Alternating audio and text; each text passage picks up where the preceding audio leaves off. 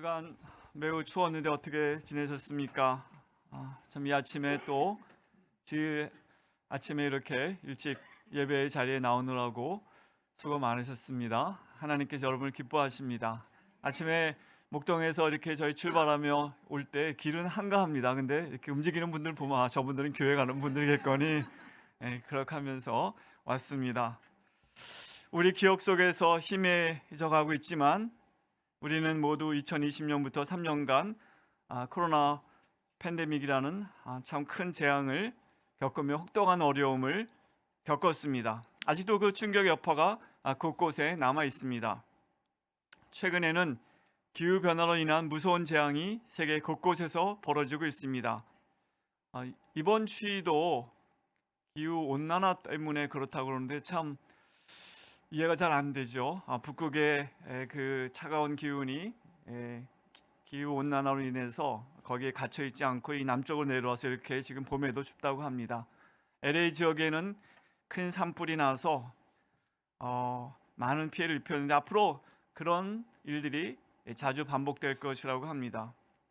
지난 여름 저는 제가 기억하기에 제 생각 가운데 가장 무더운 여름을 지나지 않았나 그런 생각이 듭니다. 이제 좀 기억이 벌써 다 희미해졌지만 그런데 하여간 이번 여름 어떨까 더 걱정도 됩니다.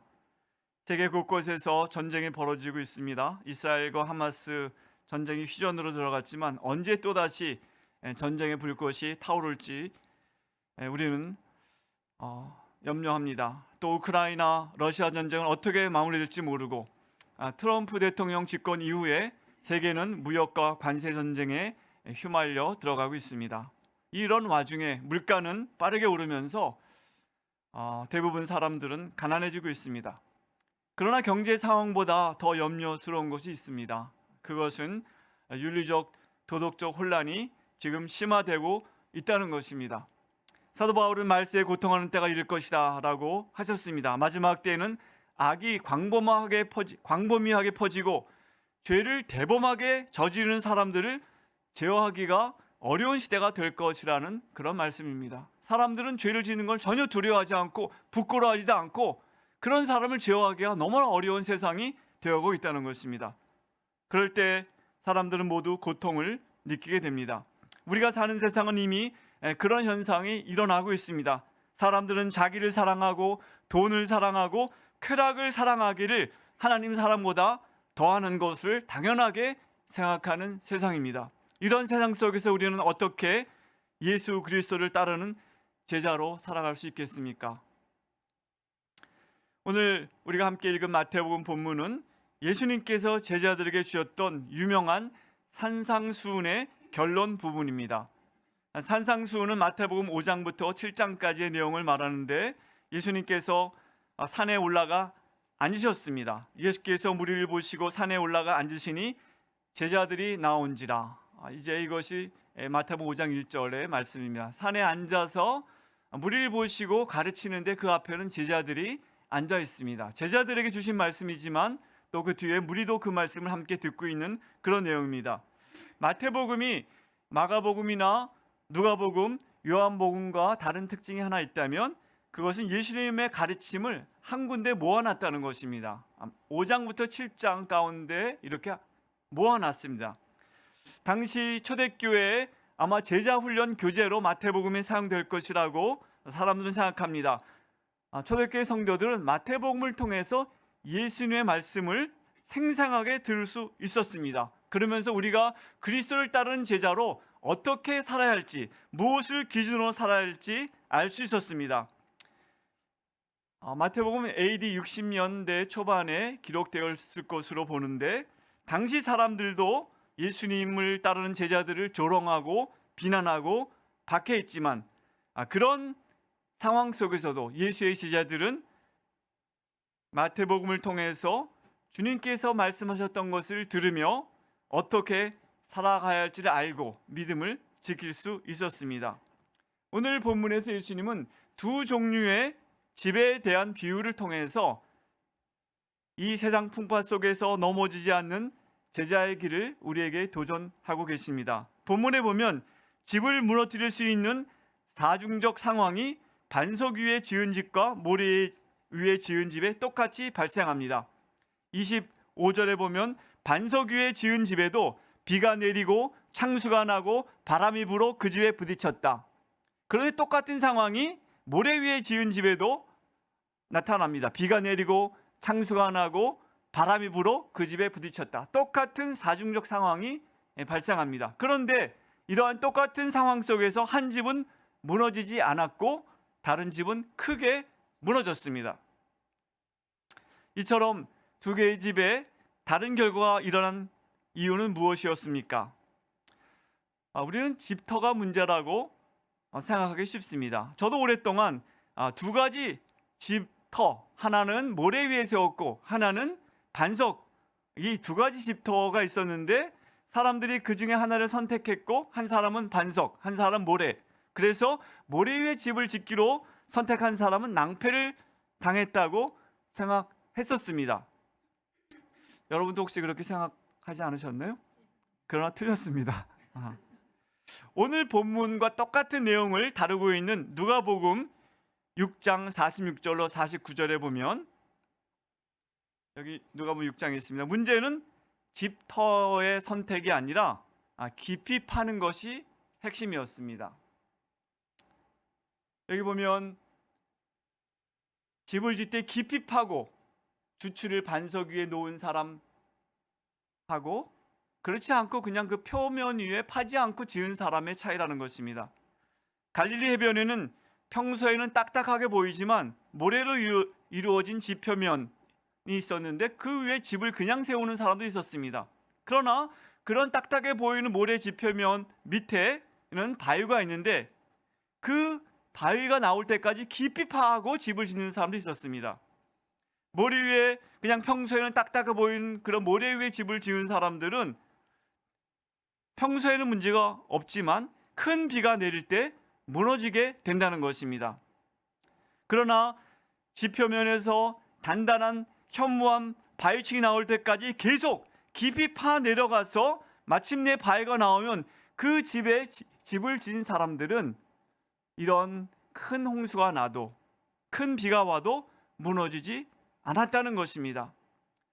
목수였던 예수님께서는 평소 갈릴리 해변에서 사람들이 그렇게 두 종류의 집을 짓는 방식을 보셨을 것입니다. 그리고 큰 비와 바람이 불어 닥쳤을 때 어떤 일이 벌어지는지도 보셨을 것입니다. 본문에서는 예수님께서 당시 사람들도 잘 알고 있었을 그런 사실을 사용해서 두 종류의 제자의 삶을 비유하신 것입니다. 반석 위에 세운 집은 예수님의 말씀을 듣고 행하는 참된 제자의 삶을 의미합니다. 그러나 모래 위에 세운 집은 그분의 말씀을 듣기는 듣지만 순종하지 않는 겉모양만 제자인 사람들의 삶을 의미합니다. 오늘 우리도 이 자리에 함께 앉아 있습니다. 똑같이 말씀을 듣고 있습니다. 하지만 이 자리에도 두 종류의 제자들이 있을 수 있습니다. 한 사람은 주님의 말씀을 듣기만 하고 잊어버린 사람들, 그 사람은 모래의 집을 짓는 사람들입니다.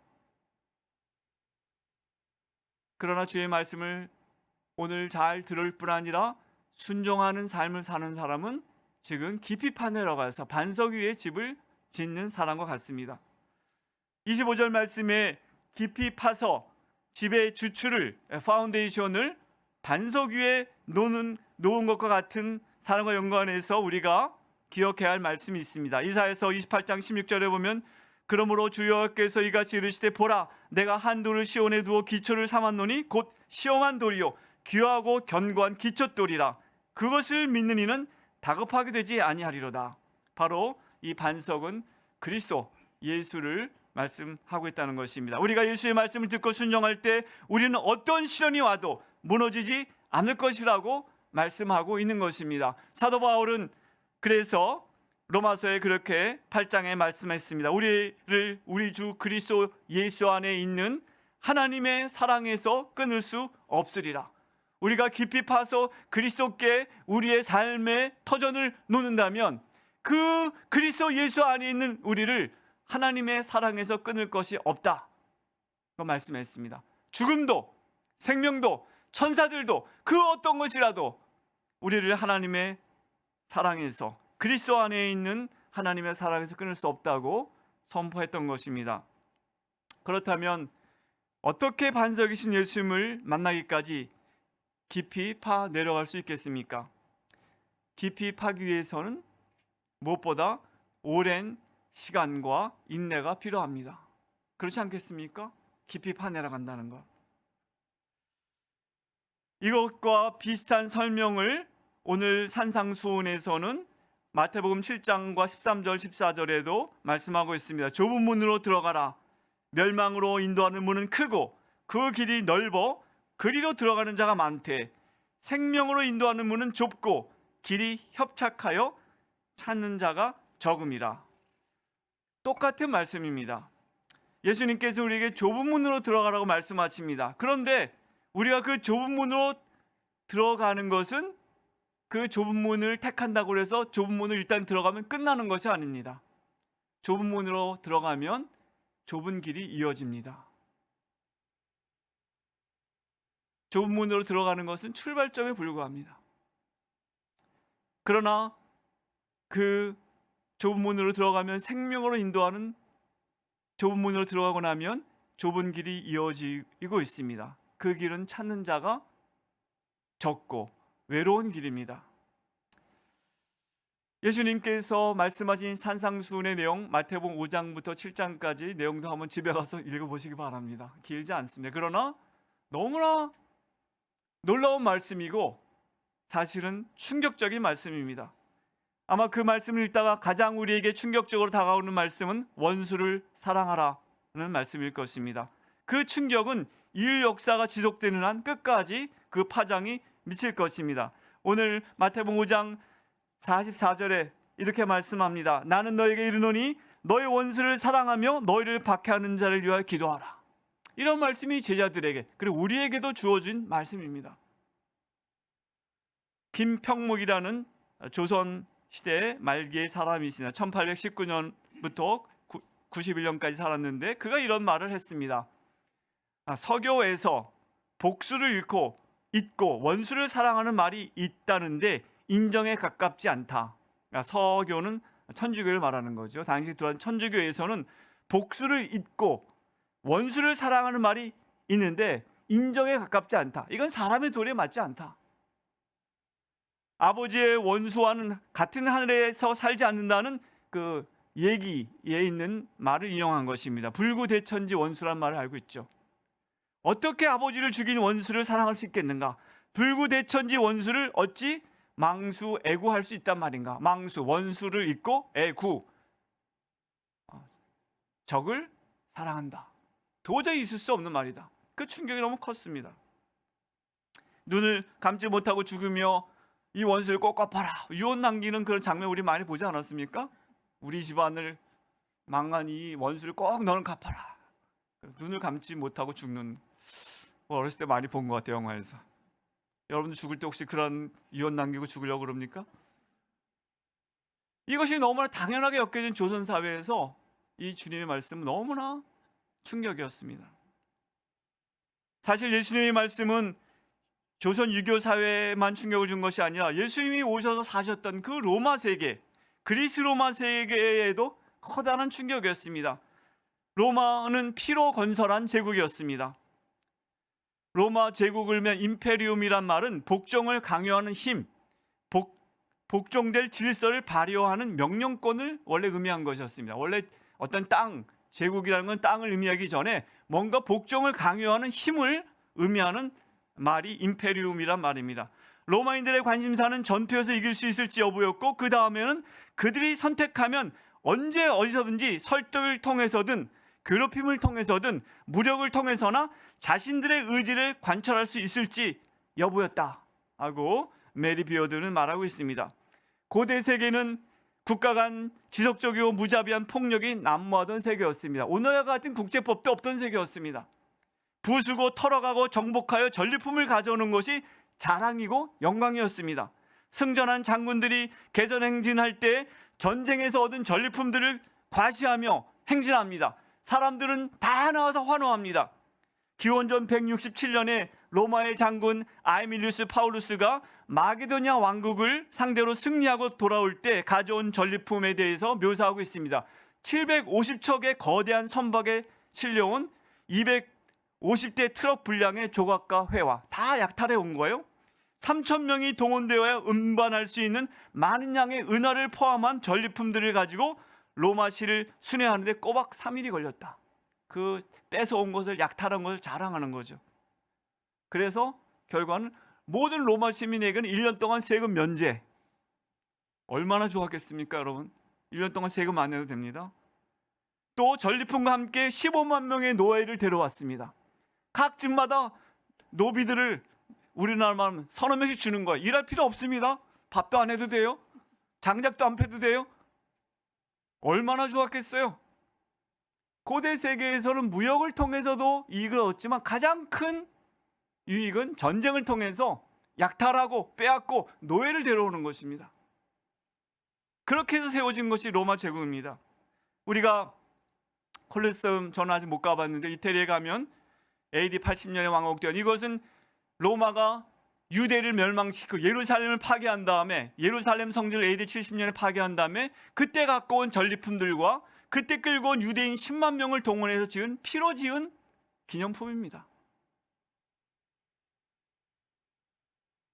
로마는 자신이 정복한 지역의 세금 징수권을 경매에 붙여 최고가를 입찰한 회사에게 그 세금 징수권을 주었습니다.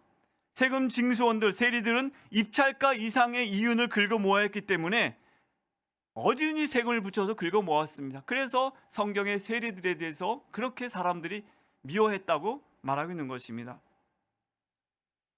이런 로마가 자신들의 세력을 확장하면서 동방으로 원정을 떠나고 서방으로 원정을 떠났는데, 폼페이우스라는 장군은 동방으로 세력을 확장해서 유대를 멸망시키고 시리아를 정복했는가 하면, 그와 경쟁자였던 카이사르는 북쪽으로 나가서 갈디아를 정복했는데 10년 동안 전쟁을 벌여서 수백만 명의 새로운 주민을 획득했다고 자랑했지만, 카이사르는 그 과정에서 100만 명의 사람들을 살해했다는 것입니다. 카이사르는 나중에 로마의 황제를 지칭하는 일반 명사가 되었습니다. 누가복음 2장 1절에 보면 카이사 아구스투스죠. 초대 황제로 불리지만 그 이름은 바로 그의 아버지였던, 그가 양자였죠, 카이사르에게서 나온 것입니다. 천하로 다 호적하라 하였으니, 이런 시대에 예수님께 탄생하셨습니다. 그리고 티베리오 가이사가, 티베리우스 황제가 누가복음 3장 1절 통치한 15해의 본디오 빌라도가 총독이었다. 그때 예수님께 십자가에 못 박혀 죽으신 것입니다. 이것이 바로 로마의 평화였습니다. 팍스 로마나, 힘에 의해서 모든 약한 자를 짓누르고 약탈하는 것. 사람들은 말했습니다. 로마는 폐허를 만들고 그것을 평화라고 부른다. 세상은 지금도 그런 평화를 추구하는 그런 세상입니다. 그러나 그리스도의 평화는 그것과는 완전히 다른 목표와 방식을 가졌습니다. 마음이 가난한 자는, 심령이 가난한 복이 있나니 천국이 저희 것이다. 애통하는 자가 복이 있다고, 의를 위하여 갈구하는 자가 복이 있다고, 핍박을 받는 자가 복이 있다고 말씀하십니다. 예수님은 예루살렘 입성하실 때 말을 타지 않고 겸손하게 나귀를 타고 입성하셨어요. 말은 장군들이, 정복자가 타고 들어가는 것입니다. 예수님은 십자가와 부활로 인류의 가장 큰 대적인 죄와 죽음을 이기시고 하나님 나라의 문을 여신 참된 구세주였습니다. 당시 사람들은 황제를 세비어라고 불렀지만 그리스도인들은 예수님을 구세주라고 믿고 부르고 따르는 것입니다. 이러한 예수님의 말씀은 너무나 전복적인 그런 가치관이었기 때문에 로마는 견딜 수가 없었습니다. 로마가 그래서 핍박으로 그리스도를 박멸하려고 했던 것입니다. 주님의 말씀은 그리스 로마 세계 사람들뿐만 아니라 조선시대의 사람들뿐 아니라 당시의 유대인들에게도 큰 충격이었습니다. 너희는 이렇게 들었으나 나는 이렇게 말한다. 오늘 모세의 율법을 통해서 이렇게 들었지만 나는 이렇게 말한다 라는 말씀이 반복해서 나옵니다. 주님의 말씀은 21세기를 살아가는 이 자리에 앉아있는 우리에게도 충격으로 드릴 것입니다. 여러분, 다른 이에게 해를 입혀서라도 우리 자신의 이익을 추구하는 타락한 본성을 가진 우리 속에 작동하고 있는 이 죄성이 있는데 어떻게 이웃을 사랑하고 나아가 원수까지 사랑할 수 있단 말씀입니까? 여러분, 원수를 사랑하라는 주님의 말씀이 심상하게 들립니까? 우리를 괴롭히고 해를 입히는 사람에게 복수를 해야 마음이 시원하지 않습니까? 여러분, 혹시 지금도 마음에 조금 해코지 해야 되는데 하는 사람 혹시 있지 않습니까? 성경은 우리의 분노를 만족시키는 복수를 버리고 하나님의 정의를 갈구하는 마음을 가지고 살 것을 촉구하십니다. 의에 줄이고 목마른 자가 복이 있다. 궁극적인 하나님의 뜻이 이루어지는 것, 나의 만족, 나의 죄성을 만족시키는 그런 복수가 아니라 하나님의 뜻이 이루어지는 그리스도의 평화를 갈구하는 마음을 가지는 것, 분노에 차서 복수를 지나치게 시행함으로 오히려 하나님의 심판을 초래하는 우리의 악함과 약함을 하나님은 아시기 때문에 다음과 같이 말씀하신 것입니다. 내 사랑하는 자들아, 너희가 친히 원수를 갚지 말고 하나님의 진노하심에 맡기라. 기록되었을 때 원수 갚는 것이 내게 있으니 내가 갚으리라. 주께서 말씀하시니라. 악에게 지지 말고 선으로 악을 이기라. 분노와 증오와 복수가 난무하는 세상에서 그리스도를 따르는 우리가 택해야 할 길은 좁은 길일 수밖에 없습니다. 그리고 우리가 이 땅에서 걸어야 할 제자의 길은 우리가 예상했던 것보다 훨씬 더 긴 시간이 걸리는, 그리고 긴 순종을 필요하는 길이라는 것을 아브라함을 비롯한 믿음의 선진을 통해 알 수가 있습니다. 그들은 모두 오랜 시간의 인내와 순종을 통해 하나님과 깊이 사귀는 체험을 가지며 견고한 믿음의 사람들일 수 있었습니다. 깊이 판다는 것은 오랜 시간과 인내가 필요하다는 것입니다. 그것 위에도 예수님의 말씀에 겉으로만이 아니라 마음으로부터 깊은 순종을 한다는 것이 깊이 판다는 것의 의미입니다. 기독교 신앙은 우리 삶에서 하나님을 믿는 것과 경험하는 것이 굳게 결합할 때 참되게 실현되는 것입니다. 예수님께서는 자신의 말씀에 순종하는 것의 중요함을 다음과 같이 말씀하셨습니다. 나의 계명을 가지고 지키는 자라 나를 사랑하는 자니, 나를 사랑하는 자는 내 아버지께 상을 받을 것이요 나도 그를 사랑하여 그에게 나를 나타내리라. 예수님의 사랑을 받고 주님과 친밀한 관계를 맺는 제자가 되어 진정으로 주님에 대한 우리의 사랑을 나타내는 길은 주님의 계명에 순종하는 것입니다. 우리 앞에 두 가지 삶의 방식이 놓여 있습니다.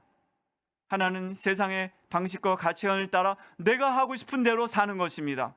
그것은 쉬운 길입니다. 내가 하고 싶은 대로 사는 거니까. 그것은 그러나 모래 위에 집을 짓고 사는 것입니다. 다른 방식은 예수님께서 걸으신 좁은 길을 택하여 걷는 것인데 주님의 말씀대로, 내 방식대로가 아니라 주님의 말씀대로 살고자 하는 것입니다. 즉 깊이 파고 반석 위에 집을 짓는 삶입니다. 어떤 주석가는 이 산상수훈의 내용이 우리가 따라할 규칙이 아니라 예수 그리스도께 자신의 삶을 헌신한 사람들 안에서 자라나는 특성이라고 말했습니다. 마치 시냇가의 신기운 나무가 물 근원에 뿌리를 내린 나무처럼 예수님의 말씀, 예수님의 삶, 예수님의 인격으로부터 생명을 받아 그런 특성을 열매로 나타내는 것, 그것이 제자의 삶이라는 것입니다. 이제 말씀을 맺습니다. 예수 그리스도의 제자인 우리가 이 땅에서 살아갈 때 우리에게는 인생의 단계마다 또 고비고비마다 다양하고 어려운 시험들이 있을 것입니다. 만일 우리가 예수님의 말씀을 듣고 깊이 순종하는 삶을 추구하지 않는다면 시련이 올 때 우리는 크게 무너지고 말 것입니다. 낙심하고 혼돈 가운데 길을 잃게 될 것입니다. 그러나 우리가 예수님의 말씀을 인내로 순종하기 힘쓴다면 예수님이 어떤 분인지 알게 되고 그분 안에 뿌리를 내리게 될 것입니다. 우리가 예수님께 깊이 뿌리를 내린다면 우리 삶에는 좋은 열매가, 하나님 원하신 열매가 맺히게 될 것입니다. 예수님과 함께하는 우리의 삶은 이 세상의 풍파 속에서도 죽음 앞에서도 무너지지 않을 것입니다. 잊지 말아야 할 것은 우리가 순종하고자 할 때 하나님의 성령께서 우리를 도우시고 인도하실 것이라는 놀라운 사실입니다. 자비가 풍성하신 하나님, 우리를 주님의 백성으로 삼아주셔서 감사합니다. 하나님, 우리로 하여금 당신의 아들 우리 주 예수 그리스도의 말씀대로 살아갈 수 있도록 도와주시옵소서. 우리가 예수님의 말씀을 듣기만 하고 잊어버리는 모래 위에 집을 짓는 어리석은 사람이 되지 않도록 도와주시옵소서. 성령께서 우리가 주의 말씀에 순종하고 좋은 열매를 맺는 제자가 되도록 인도하여 주시기를 간구합니다. 예수님의 이름으로 기도드립니다. 아멘.